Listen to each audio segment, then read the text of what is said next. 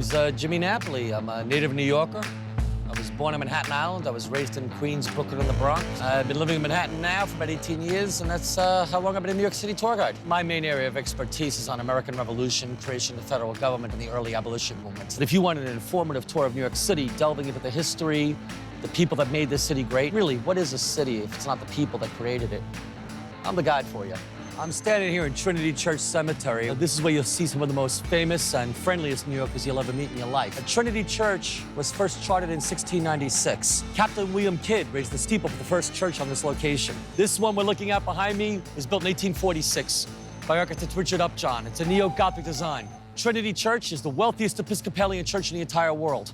Trinity Church today is the second largest landowners on Manhattan Island, second only to the city itself. They founded King's College, who changed the name in 1785 to Columbia University. They founded New York Hospital, the first hospital in the city of New York. It's where I was born. They founded Bellevue Medical Center, the first medical center in North America, where I'll eventually end up. And they also founded the very first botanical gardens on this continent. They used to sit where Rockefeller Center stands today. Let's take a look at some of the graves we got here. Albert Gallatin was one of the founders of New York University, the largest private university in the United States of America. He also served as the Treasury Secretary of the United States to both Thomas Jefferson and James Madison. When Jefferson hired him to be Treasury Secretary, he sent him into the Treasury Department with strict orders: undo Hamilton's banking system and find corruption on the part of the first Treasury Secretary of our country. Albert Gallatin came back with bad news for Jefferson. He told him, "I have found no corruption on the part of Alexander Hamilton, and there is no corruption within his system. Take away one component and the entire system will crumble."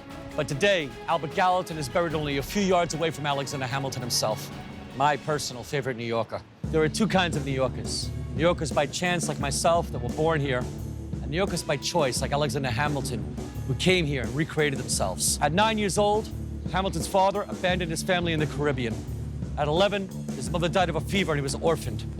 By 15, he was running an international shipping company from St. Croix for a company called Beekman & Kruger, headquartered here in New York. His employer, Nicholas Kruger, realized this kid was a genius and shipped him to the colonies to get him educated. He got swept up in the revolution and he never made it back. Hamilton was only 22 years old when he was handpicked by George Washington to be his aide-de-camp and personal secretary. He ran the Continental Army for George Washington as a bureaucrat.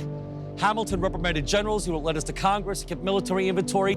He even created and ran the spy network of the Continental Army. Hamilton was the first to see the need for a strong central government. But they couldn't get a majority, 2/3 majority in Philadelphia. 9 out of the 13 colonies had to support it.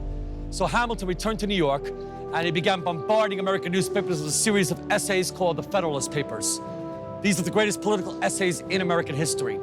Little help from John Jay and James Madison here, but Hamilton won support, and the Constitution was adopted as the law of the land. Once it was adopted, Hamilton went to work and created all the departments of our nation's first federal government. He created the nation's State Department, War Department, U.S. Customs, the U.S. Coast Guard, and our economic system. And he did it all before being killed at a very early age by the Vice President of the United States of America, Aaron Burr. They fought a duel in Weehawken, New Jersey, across the Hudson River. Hamilton, when he left Wall Street, made a great public statement that still is the best way to remember him today. He stated, "There are some fools in this world who must sacrifice their personal gain for the public good. And I am one of those fools. If I cannot live in grandeur in the city, I'll live in comfort in the country and be happy to do so." We could use a few more Hamiltons today.